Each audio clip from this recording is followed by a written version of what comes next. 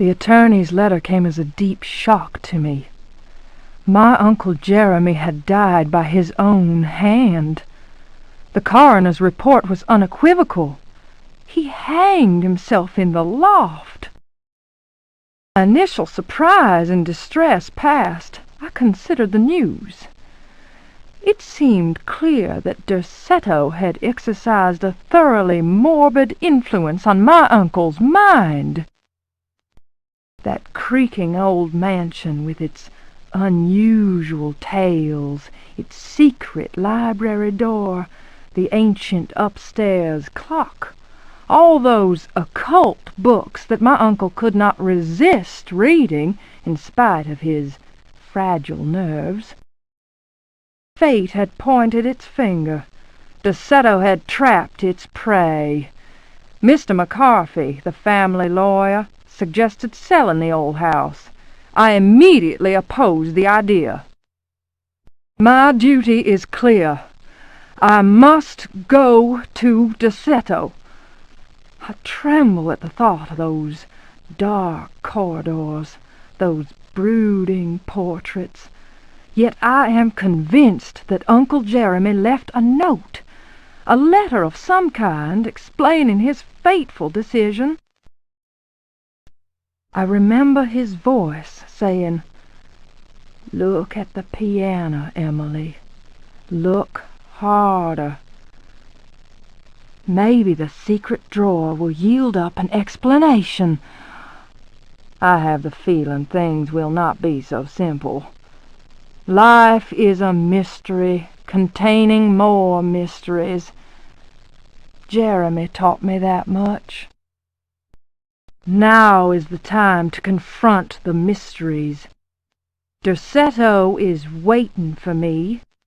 I pray that my fear is nothing more than the fruit of my imagination.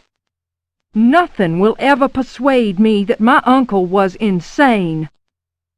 But why did he, according to the police report, block the loft window with the old wardrobe?"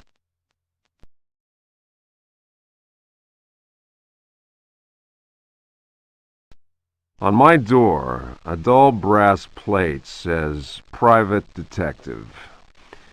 The few friends I have call me Carnby. The others call me the Reptile. I don't care to think what my banker calls me. These days, I leave my letters unopened. Bills and threats to send in the receivers just ruin my day.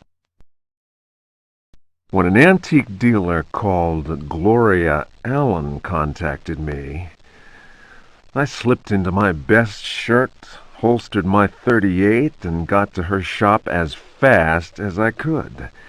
I was expecting something sordid. Blackmail, probably. Boy, was I wrong. What I was asked to do was visit a property called Derceto and find a piano in the loft.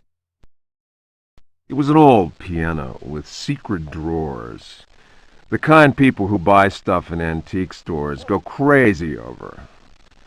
The Derceto house is supposed to be piled high with classy junk, furniture, books, paintings.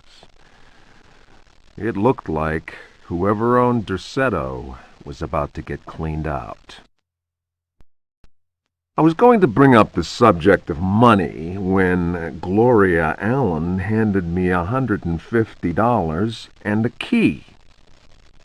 I kept myself from grinning at the thought of my banker's surprise. He doesn't like his victims getting away. I looked over a copy of the police report. The former owner of Derceto, a guy called J. Hartwood, had hanged himself in the loft. The coroner concluded it was a clear-cut case of suicide. I promised Gloria Allen I'd give the place a look over. My report will be ready in a couple of days. I've been reading up on the history of the old house.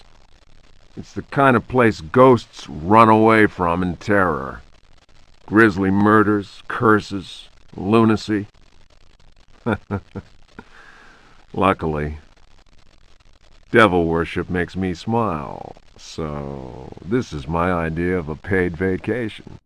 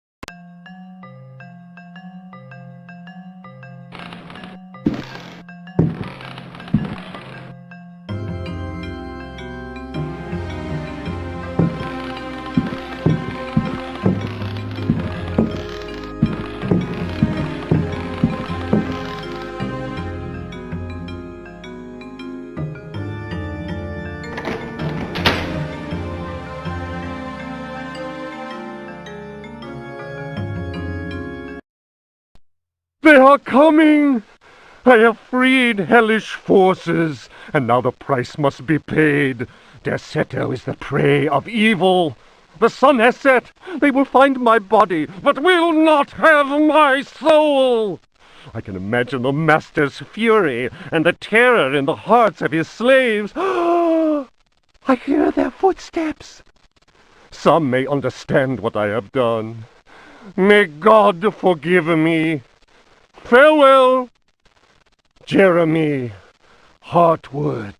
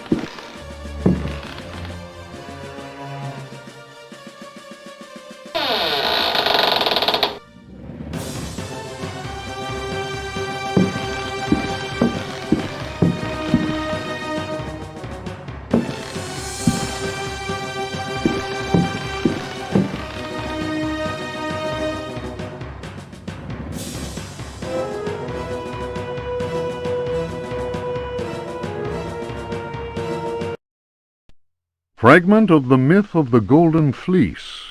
Translation Edouard de Villeban. Hesperides Publications.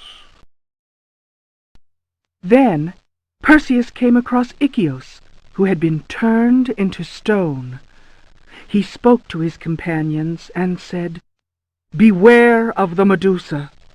He who looks into their eyes is doomed to the same fate as that which befell poor Ichios, and will never more set eyes on Seriphos." "Must we go blindfolded?" asked Eumolpus. "Take up your bronze shields and polish them until they flash in the sun," answered Perseus. "Fill your hearts with courage. May Artemis guide us as though we were an arrow from her quiver." But Eumolpus was not satisfied. "Why do that, Perseus? Is 3 inches of sharpened metal not enough to destroy these accursed creatures?" Then Perseus drew his sword, which shone and glittered in the sun, and with it he dazzled Eumolpus. "Now what can you see?" the companions of Zeus' sons laughed. "Let us set to work, so that our shields may shine like mirrors."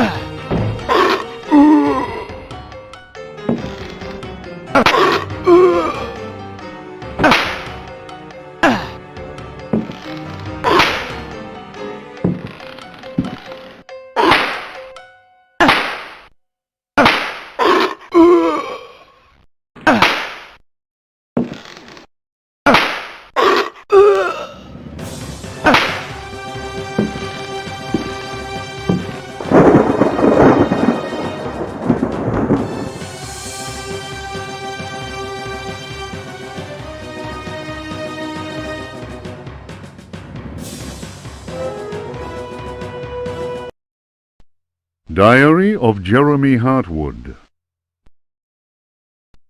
September 27th, 1924. I have decided to keep this diary. Too many inexplicable events have taken place recently. Never have dreams so haunted my every waking moment. Perhaps my romantic mind was too dull, and has only now woken up to these new paths and visions. Some, seeing my recent paintings, may question my sanity. I can only ask them, what is sanity? Where does madness begin? September 28th, 1924. The night is pitch black. I am again drenched in sweat. I was wandering in the dunes, among giant standing stones. They were arranged in a circle, and the wind whistled about them.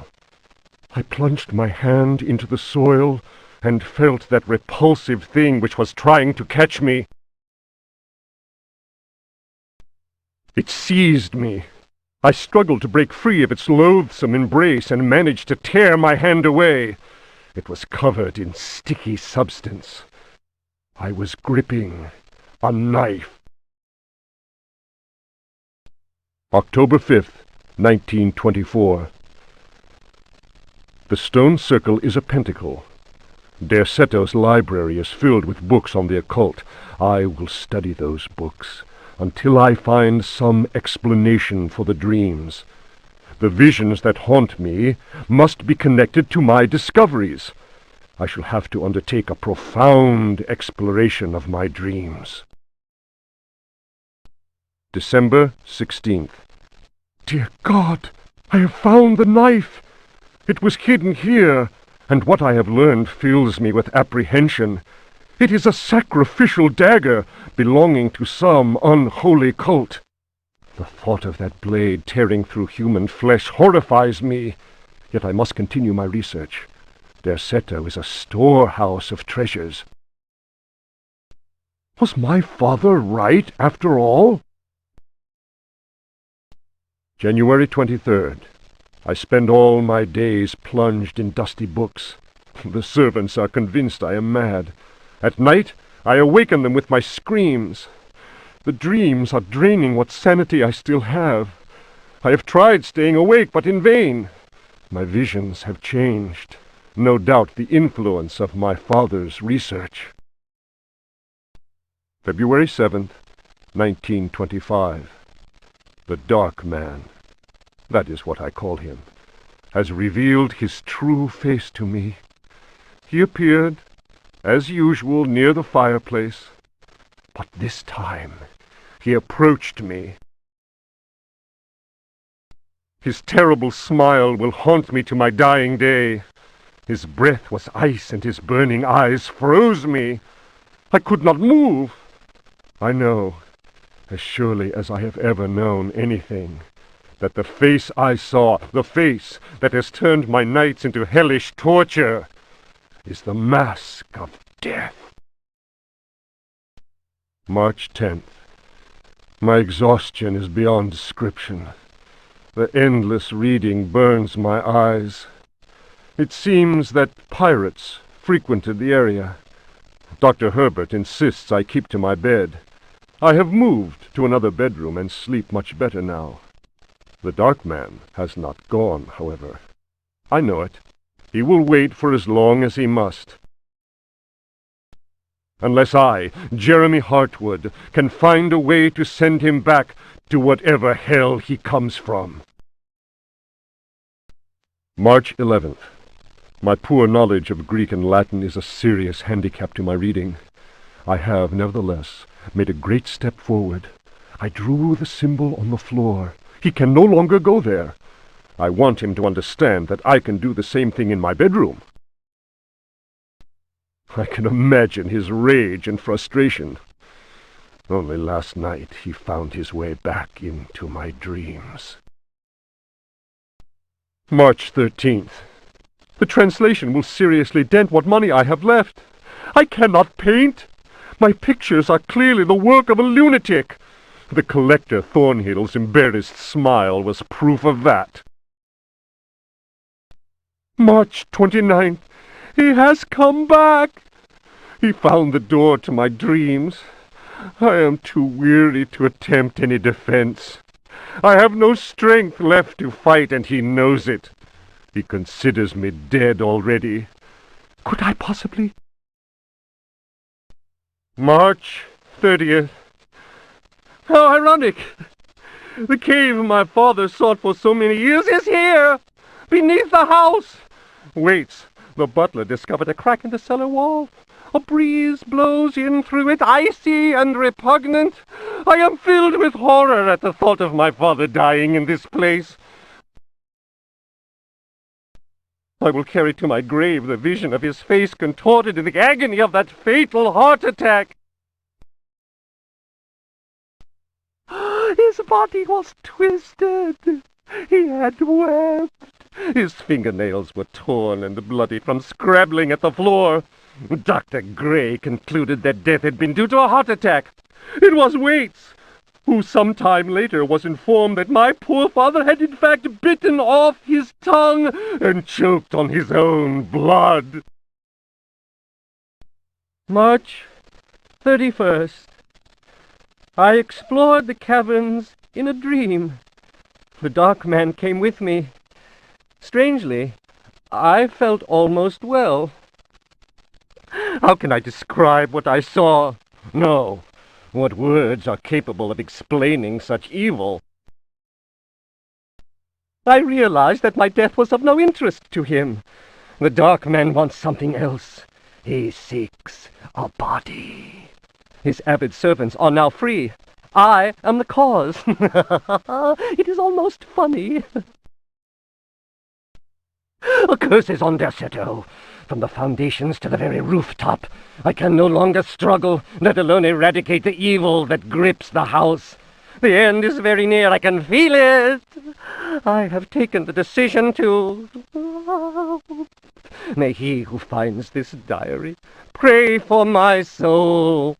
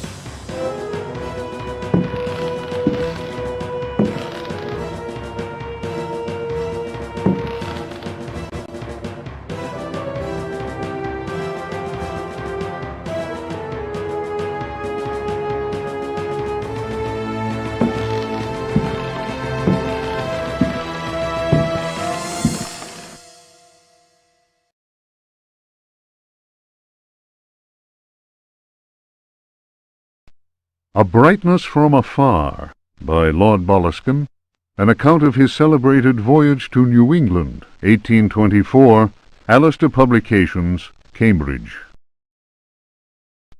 Following a splendid journey, the sunny harbour came into sight. The locals were much impressed with one's arrival in their midst. One had time to sketch several of them and notice signs of degeneracy. Some children showed one their queer hands that would inspire uneasiness.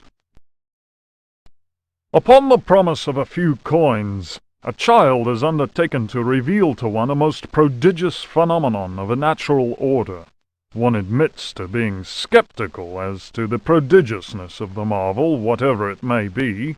Indeed, one suspects it to be little more than an evening stroll to some charming wooden hut situated in the forest hereabouts. One will none the less go, for it is always well to submit to such local enthusiasms. One admits to being somewhat flabbergasted. The Milky Way shone like the fires of the apocalypse from the inky celestial vault.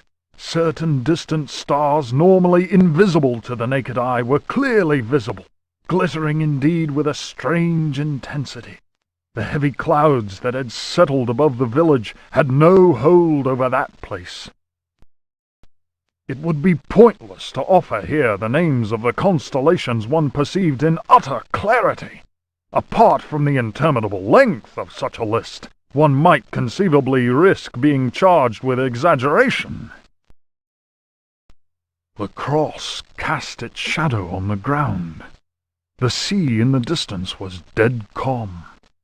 Tonight, one will return to that spot and draw those stars. Tomorrow night, one will at last see Halley's comet in all its brilliance. The youngster will carry torches, despite one's developed sense of direction. Honed by years of travel, one feels incapable of finding one's way through the dark forest unaided.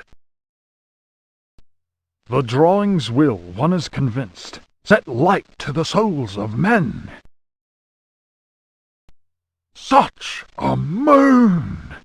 One lost count of the craters, so sharply was their definition.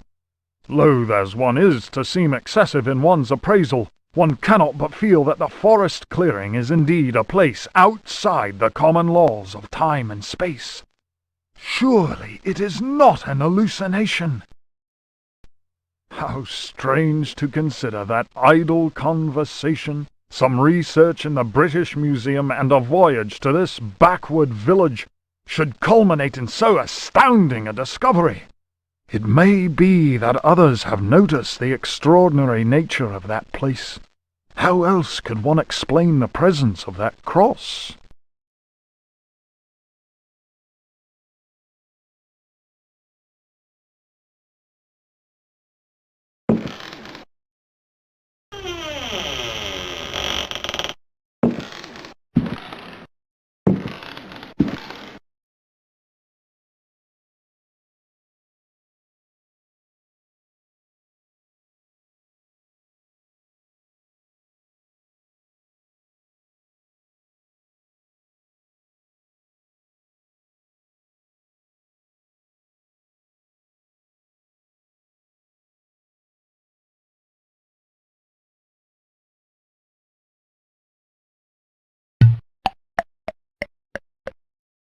Ah.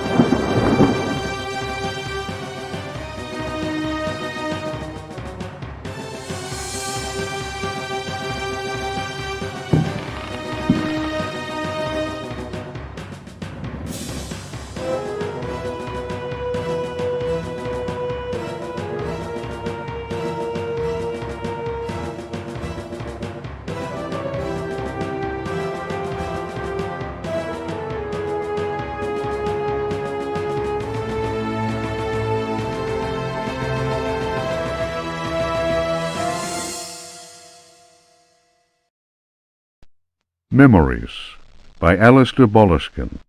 Printed in London, A. Machen, editor, 1833. It was during a conversation with G that one first heard of the New England fishing village of I. The area was apparently the ideal place from which to witness unusual phenomena in space. The quality of the air, along with the conjunction of several favorable factors, made one impatient to get started.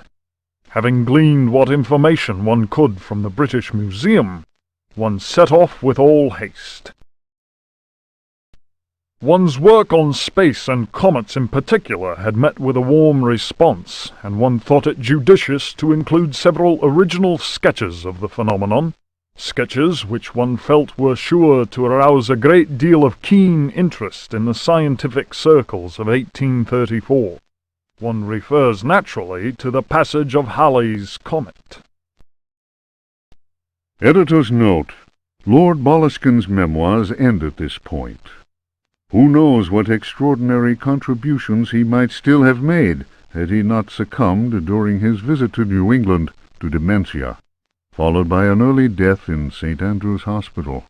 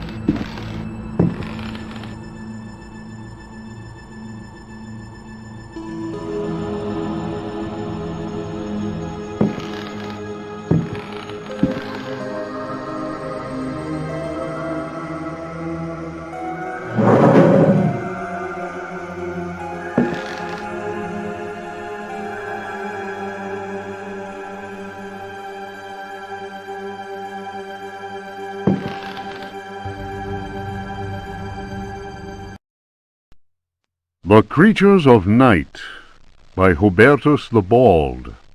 Translated from Latin by his brother in prayer, Fratre Johann Marcus. Of monstrosity. You who read me know that night engenders monsters, and that night creatures exist.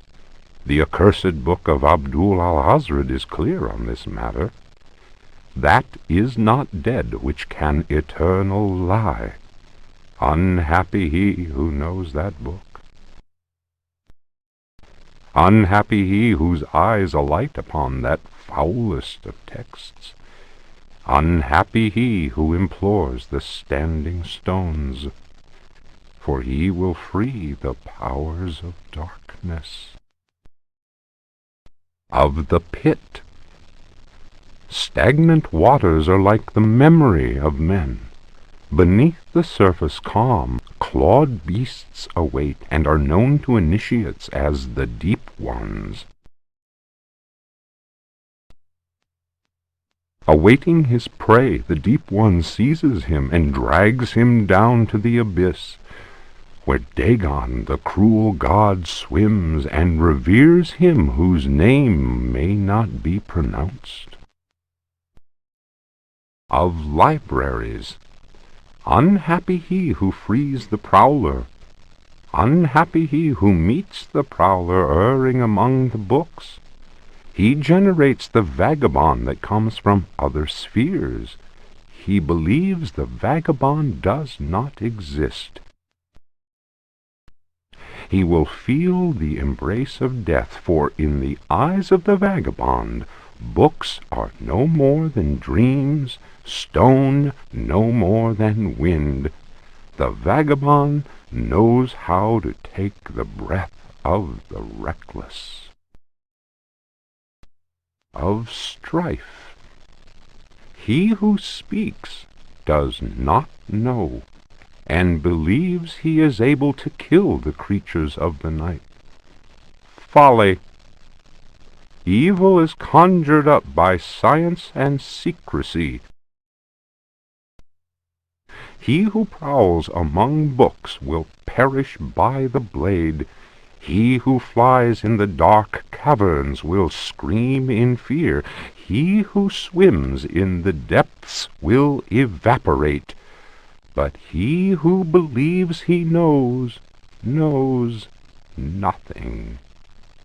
He who knows says nothing. Of death. There are domains more terrible than death. That is not dead which can eternal lie. Each creature is conjured up and is not dead, but returns to the origins. A monster, a science. Steel kills the vagabond who never dies. Translator's note. Here ends the manuscript of Hubertus, who died in the library of the convent of Teruel in the year of our Lord 1666. Requiescat in pace.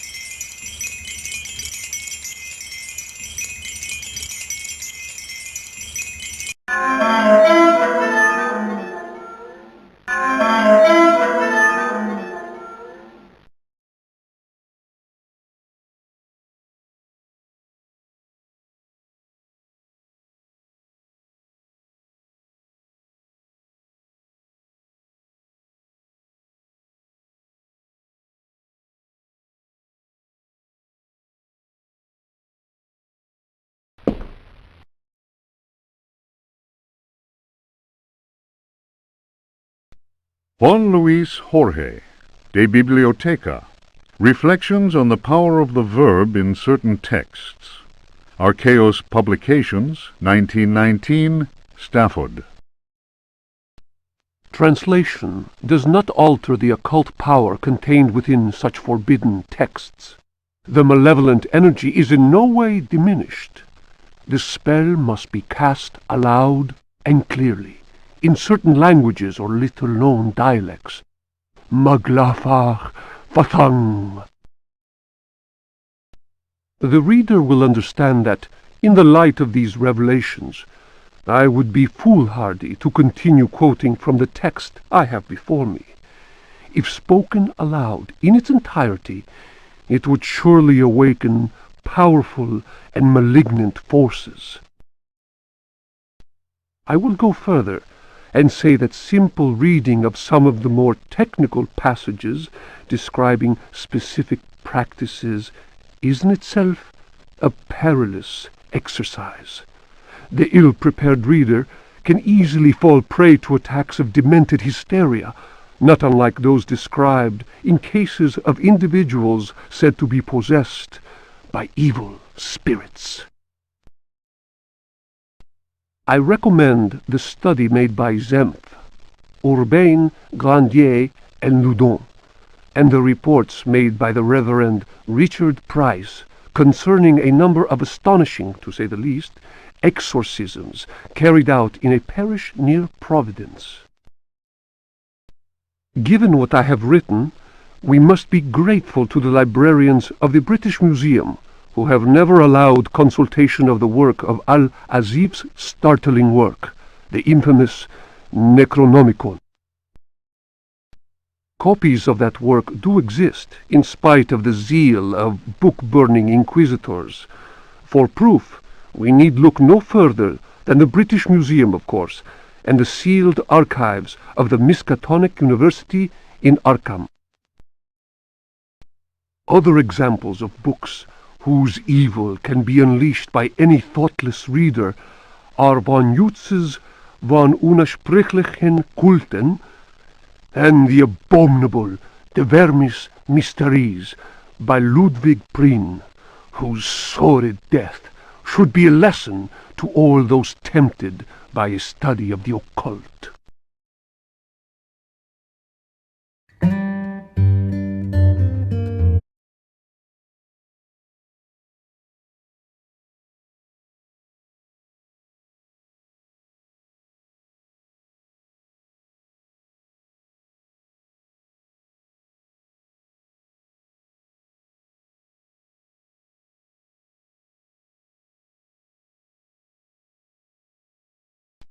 The Sacrificial Dagger, Otto Stern, Lumina Books.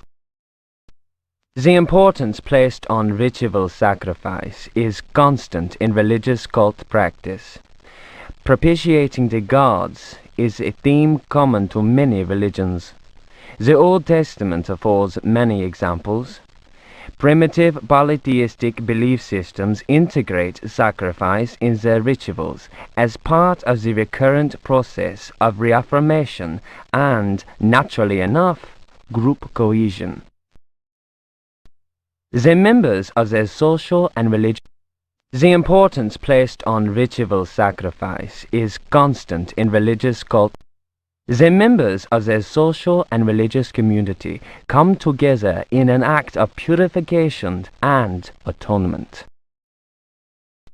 It would be erroneous to imagine the act of human sacrifice linking priest, offering, and God, cf. Manzetti stone cults, as anything less than a vital focusing of the group's faith.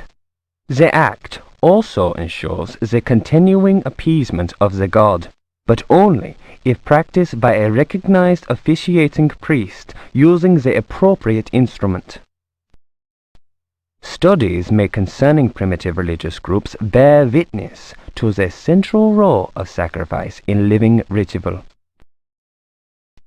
My own work in the field of ethnopsychology brought me into contact with a sorcerer living in the region of Arkham. He introduced me to the rite of steel, linked to a ceremony known as adoring the black goat of the woods with 1,000 youngs. The god being adored is known as the vagabond. Here, the dagger's roar, which allows the life breath to pass from one dimension to another, is essential. The vagabond is a frightening figure, being able to move where he wants and to kill those who have displeased the goat god, for whom he acts as a go-between. The goat is clearly a fertility god. The priest, having spoken the invocation, must choose the appropriate dagger for the sacrifice. The knife with a sinusoidal blade that must be dipped 7 times, on night when the moon is full, in water that has been distilled 100 times, will be laid aside, since it would send the vagabond back into his own dimension. See illustration. The priest will rather choose the dagger with a curved blade. That is more appropriate for slitting of the lamb's throat.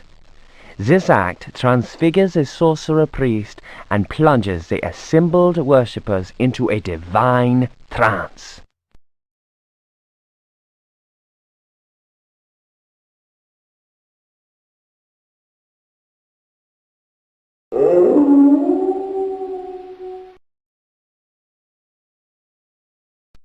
The Book of Yael, Signs of Stone, Eucharistic Rituals of Forbidden Cults.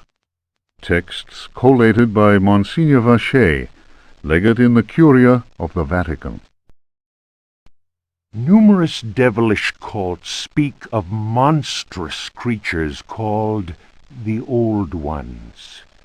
These supernatural beings are believed to be possessed of powers equivalent to those of the gods of antique religions.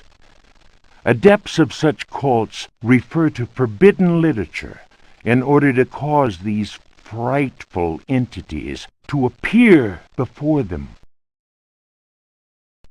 What serious student of folk myths has not come across the names of Cthulhu and Shub-Niggurath?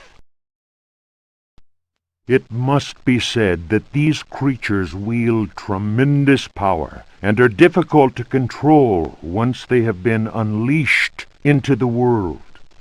Those who serve He who goes in shadows protect themselves with signs of stone, carved into the walls of houses or engraved on various objects.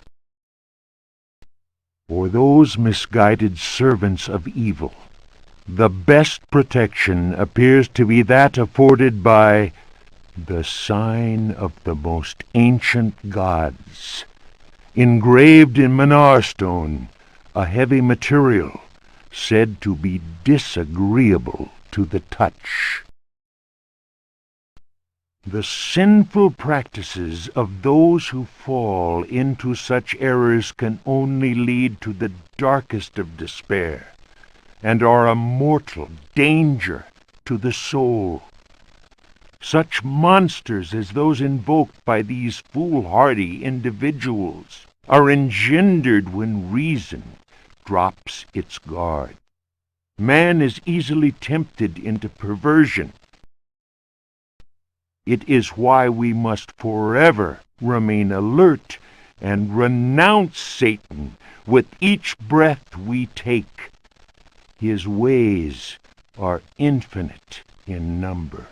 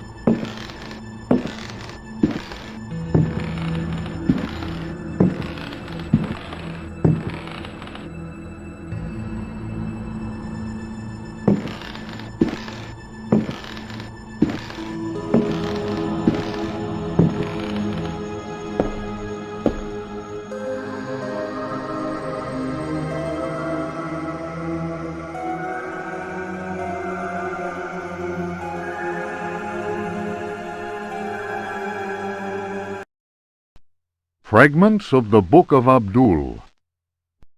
In the antique city of dead Relaya, Cthulhu dreams and waits.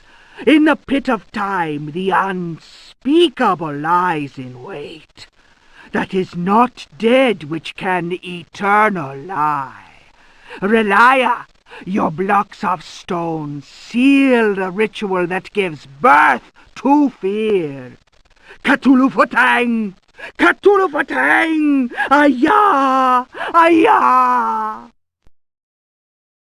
Let he who knows how to invoke the stones act. It is time. Let the shadow of Cthulhu darken the sky.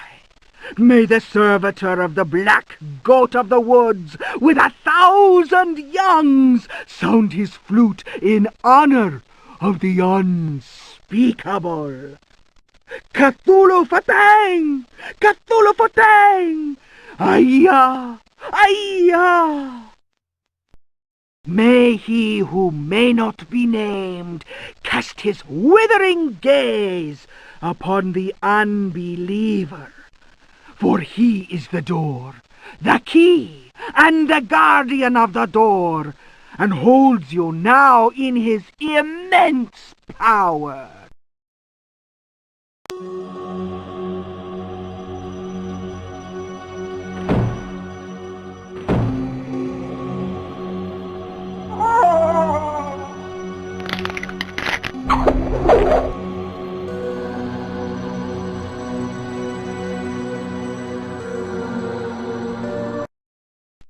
If Rocks Could Talk, or The Story of a Louisiana Plantation, by the Marquise de Chamfray. After the criminal selling off of Florida by the foul usurper, my father elected to remain in this inhospitable land, where we were free at least to express our royalist feelings, and hope our country would come to its senses. In 1818, a certain Pickford bought up Ledoux's land, after the poor fellow had ruined himself in unfortunate speculation. Pickford soon turned out to be the most loathsome human we had ever encountered. He was an adventurer of the worst kind, nouveau riche, and bloated with a grotesque sense of self-importance. First came the incessant army of men with shovels, digging into the mountain of earth that was to fill in the surrounding swamp. The undertaking was quite stupendous. We learned from a slave that the final objective was to connect the existing caves with another one of gigantic proportions. Racked by a mania of persecution, Elia Pickford constantly fired his workers and hired new ones.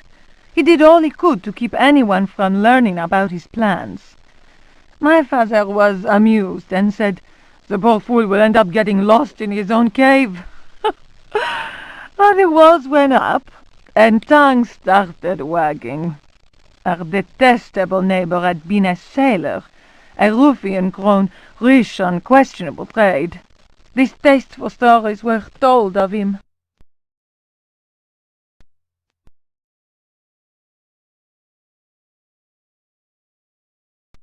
When the work was finished, Pickford invited us to the opening of his rambling mansion, which he named Derceto. My father asked what the strange name meant. Pickford answered, "Derceto reminds me of Astarte, the fertility goddess. Around here, the name is Shub-Niggurath. I believe that a name so steeped in evil should be said aloud came as not such a shock to my father, as he himself confided in me some while later. We left immediately. In June of 1862, Derceto was burned down in unexplained circumstances. It was undoubtedly the deed of some jealous Yankee or another. It was amazing to watch the servants rushing into the flames to try and save their bullet-riddled master. After that terrible night, Derceto fell into ruin. Its blackened walls were soon overgrown, as human-built works always are, by ever-present nature. In 1875, the property was eventually bought by a gentleman whose name was Howard Hartwood. I was sorry that my father, who delighted in fine conversation, was no longer alive to enjoy the company of this new neighbor. Learned and well-versed in history, he had made a particular study of piracy. It was Hartwood who told me that Pickford had commanded a ship that flew the flag of piracy. That explained the scoundrel's great wealth. Hartwood was fascinated by Pickford and undertook a great deal of research in an attempt to find some treasures that he was convinced the pirate had hidden. He went through the ruins inch by inch. He then had the burnt-out house rebuilt exactly as it had been, and refurbished the library that had miraculously escaped the flames on the night of the Great Fire. Hartwood set about studying every volume in that library, and often talked to me of his research. He was a handsome widower, deeply attached to his son Jeremy, who was later to become a professional artist. Hartwood worked incessantly, first from the room I offered him, then from his own freshly restored home, which he rebaptized Derceto. I imagine he hoped to enlist the help of the god of good fortune in his treasure hunt. As far as I have ever been able to tell, all his searching came to nothing. There were no lost treasures to be found at Derceto. I learned of Hartwood's death while I was in Paris. But that, as they say, is another story.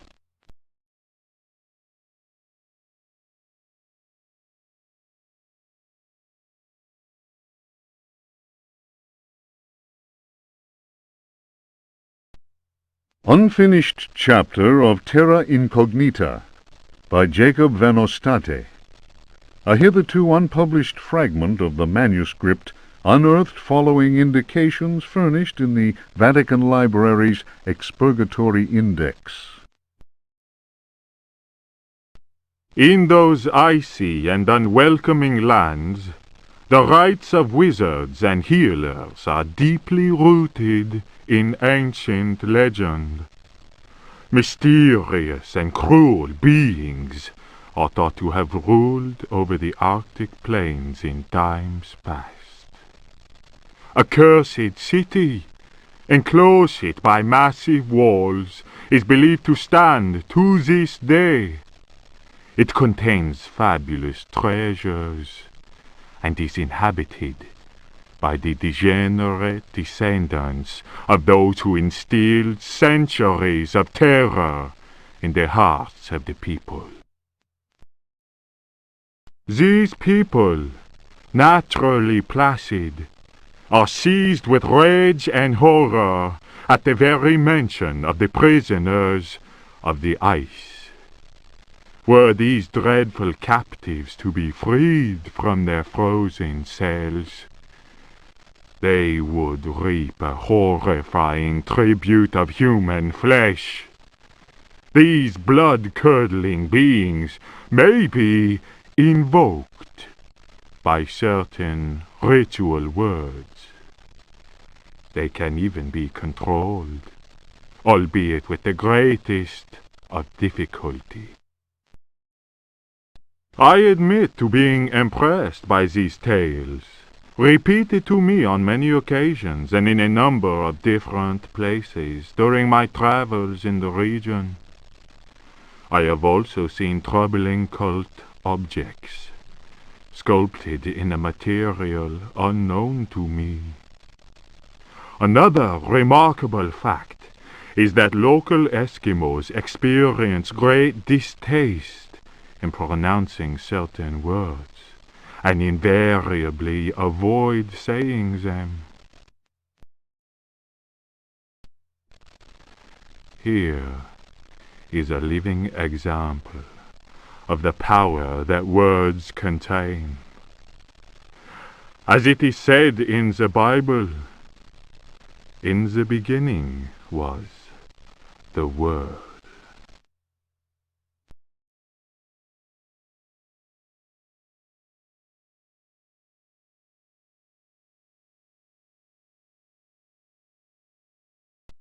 The Sons of the Sun and of the Shadows.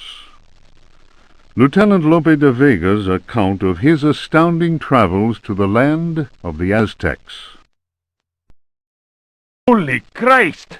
Cried Captain Cortez, astonished by the strange rite we beheld. We found the savages half naked. They were throwing balls of silver and gold at each other. They laughed as if demented, clearly maddened by some heathen drug. And yet, should one of them fail to catch the ball thrown in his direction, the poor devil was seized and dragged off to be sacrificed in their temple.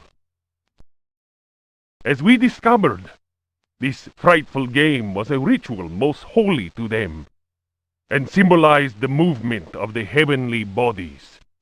The dropping of a ball foretold a catastrophe.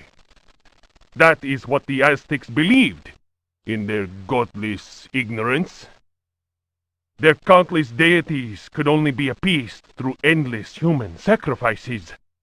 The victim's heart, which was still beating, lay in the hand of the murderous priest. The interior of the temple was surprisingly cool. The weight of our armor, our exhaustion, even the burden of our suffering, they were all banished by a sense of awe that the crudely magnificent altar instilled. In the tomb-like silence, a deep voice chanted an incantation. The majestic statue of the water goddess, Chalchihuitlicue, seemed to throb with vitality. This massive stone, draped in a golden cloak and studded with precious stones, was coming to life before our very eyes. Horror of horrors! The granite eyes of the statue, empty of life only moments before, were now injected with blood. We staggered back in amazement. Dom Jose was taken by a fit of convulsions. He tried to raise up his crucifix, as if to ward off an attack by demons. The heathen priest laughed cruelly. The statue's mouth cracked open in a deathly grin, bearing teeth sharpened to dagger points. Captain Cortez cried, "Attack!" But it was no use. We were glued to the spot. We were unable to move. Our armor seemed to be bolted to the temple floor. Our legs weakened, and we collapsed in a thunder of steel. Only Cortez had the presence of mind to unsheath his dagger. He hurled it at the cackling priest. 4 inches of the finest Toledo steel buried itself in the heathen's face. His blood spurted, splashing the now lifeless idol. We picked ourselves up with difficulty. Never will I forget that terrible moment. My companions, naturally enough, told tales of devilish enchantments cast upon our armor. Whatever the truth of that, I could not deny that the supreme god of the 4th universe had treated us as mere playthings. I am convinced that a terrible energy is yet contained within that heathen statue.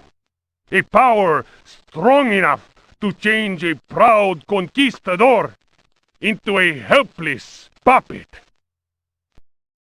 Drawing of Chalchihuitlicue by Dom Jose de la Sierra, done before the destruction of the Aztec temple of Tenochtitlan.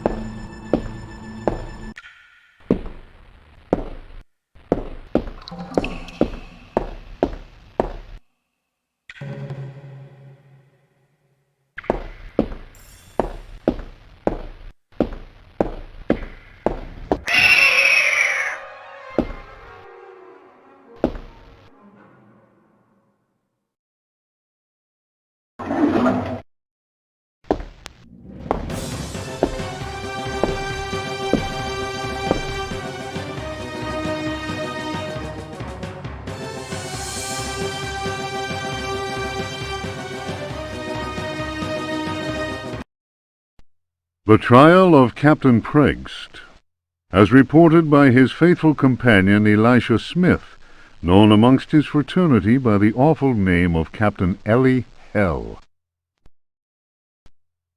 Transcribed from the log found aboard the wreck of the frigate Astarte by H. Hartwood. "By all the devils!" roared Pregst, glaring at William, the judge. "Curse it, Will! It'll take much more than every cannon in the blasted navy to make me change me mind. You're the greatest blackguard that ever joined our fraternity. Am I not Pregst, captain of the Astarte, and bloodiest villain in all the 7 seas? Bloody Ezek, they call me. And you think I'll tell you where I hid my treasure?" The tribunal of the Corsairs' fraternity murmured at this. Pregst was indeed all he claimed. The judge, One-Eyed William, slammed his fist on the table, and silence was restored. "Shut your mouth, Pregst! You didn't pay the fraternity its rightful share, and that means only one thing. You'll hang by the neck from a yardarm, you scurvy cur! Here's the rope twisted by Satan himself. You threaten me, Will? Many a man better than yourself has lived to regret holding a cutlass in my face. You'll be begging for mercy, mark my words." That shook One-Eyed William, and no mistake. Danny waved his hook in the air and shouted, "Pregst was always a loudmouth. The law says we hang him." The jurors took up the cry, "Hang him!" It was Pregst's turn to slam his fist on the table. He threw back his head and roared with laughter. "You fools! You want to kill what will never die? Try it!" Once more, the assembled Corsairs murmured. There was unease in the air. They remembered what happened to Chuck, the gizzard slitter, the man who opened his mouth once too often. It was night, and a bitter wind whipped the New England coast. Snug inside the Dead Horse Inn, one of the Astarte's men was talking. His name was Chuck, and his subject was black magic. He told stories of human sacrifices, voodoo rites, and zombies. He told a tale of a time when their luck was down and they were holed up in a Florida swamp. Pregst went missing. When he returned, he shouted, "'Tis the devil that guides us now, me hearties!" Whether that was true or not, the Astarte began taking loot after juicy loot. The favorite song of the Astarte's men, "Crash the Bones," was replaced by a new one. "A skull, go to port, sabre, to starboard. Pass over that will, and with death you'll deal. If you cut a rope, cut the right, I hope, or then, I don't mind, the death you will find." The next day, as you may have guessed, Chuck's body was found with a dagger plunged between his shoulder blades. Chuck's face was fixed in a ghastly grin. Molten lead had been poured down his throat. Whatever way things happened next, and I don't have the details, Pregst was with us again, and we set sail for Florida. We anchored the frigate not far from New Orleans. Taking a few trusted companions with him, Pregst set off into the swamp. They carried large wooden chests with them. 2 days later, we heard shots being fired, and screams. Pregst arrived soon after that, and claimed they'd been attacked by alligators. He alone managed to escape with his life. He went on to say that the time had come to share out the spoils of our many loots. I was given command of the Astarte, while Pregst handed 3 chests over to the crew. The chests were full of gold and precious gemstones. The rum flowed that night, and the stars shone bright. All at once I noticed a tall man dressed in black.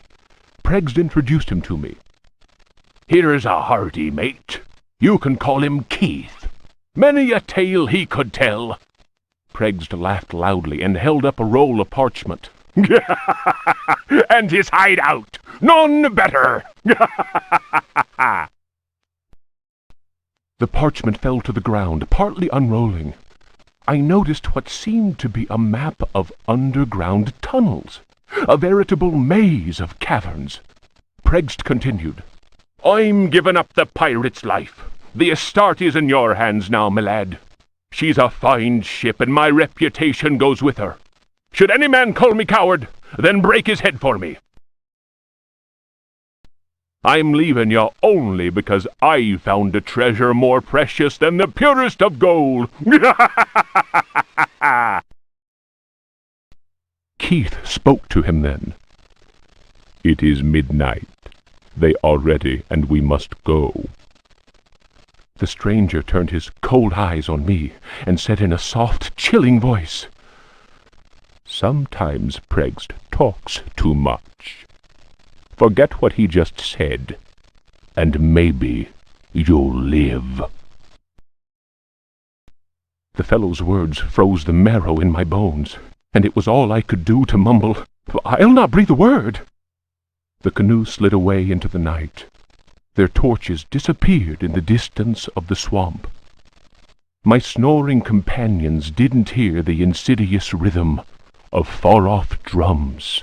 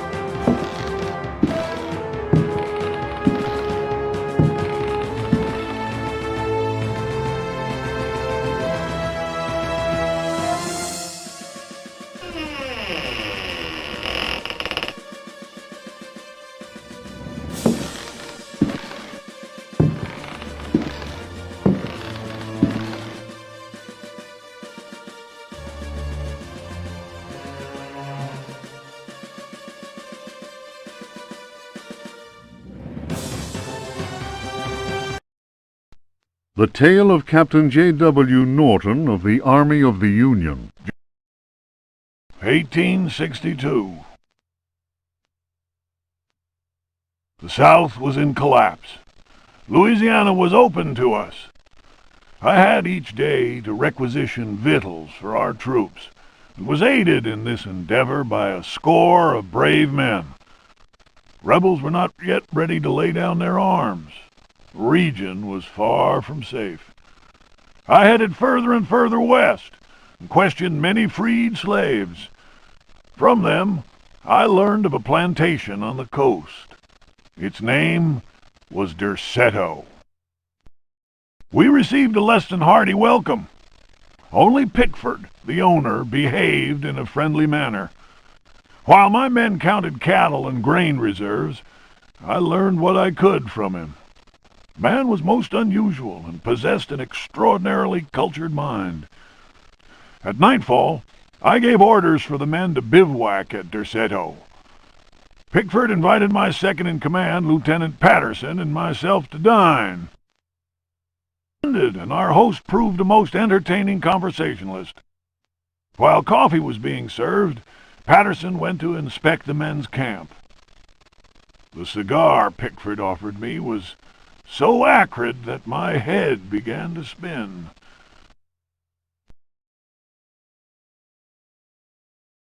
I remembered campfire tales of fellow officers trapped by devilish Confederate tricks. My mind floated in a foul and dense fog, from which emerged the enlarged and deformed face of Pickford. He grinned at me. Patterson's return chased off the nightmare. I heard shouts and firing from outside and found the strength to take out my revolver. I fired 3 shots. Pickford fell to the floor. Patterson then helped me out of the burning house. The air was filled with smoke. We resembled a company in disorderly retreat. I saw slaves leaping into the flames of that inferno. They were trying to save Pickford's life.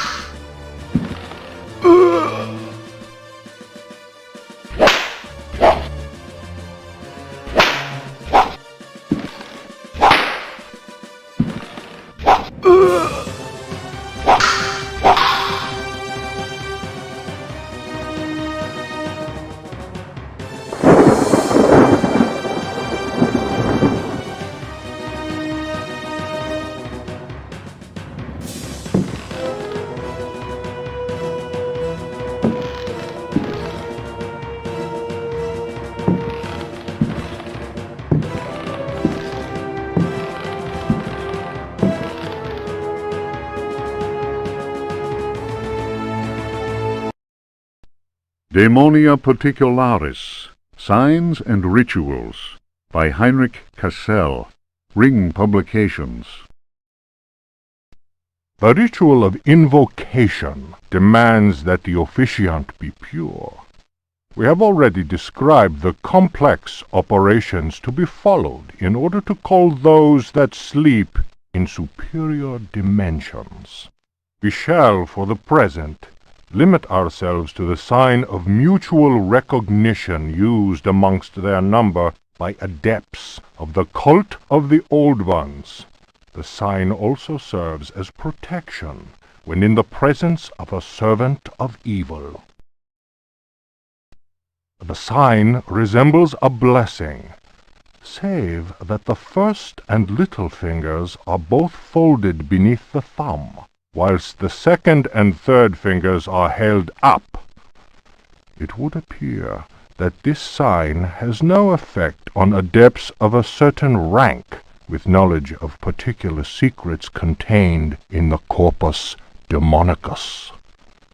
The use of such signs is not without considerable risk to the user during any attempt to call upon those from without.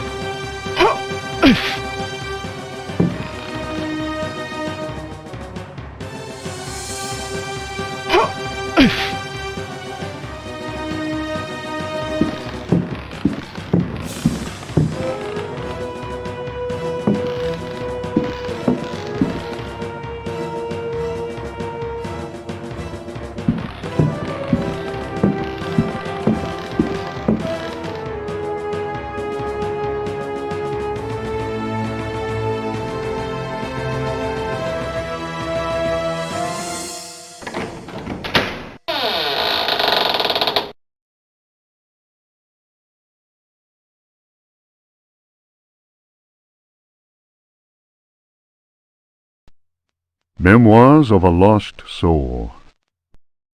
The mask must fall. You who discover this manuscript, understand this. I am here at your side. I am waiting in the darkness of my crypt.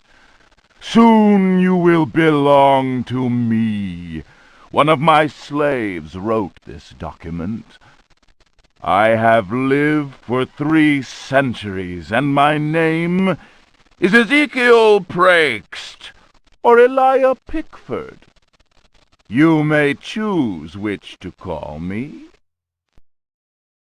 I do not hide out of fear. My power is immense. I have sailed the 7 seas. My ship, the Astarte, spread terror through all the continents.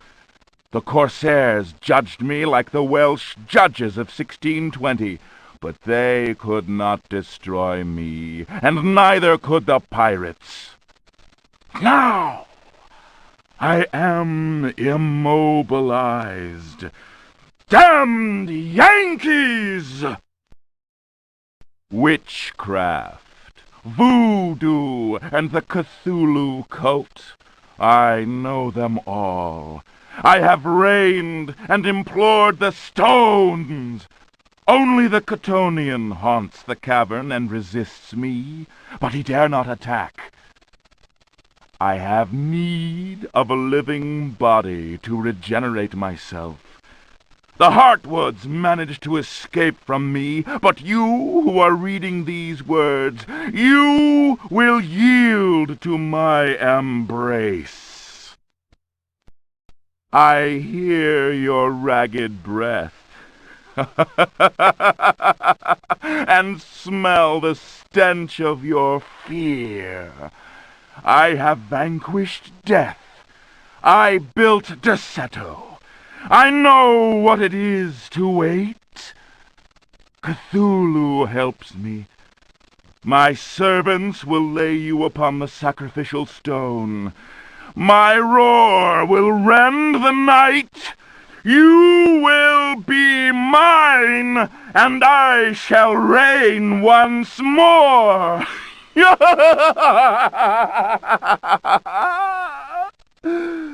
Come to me.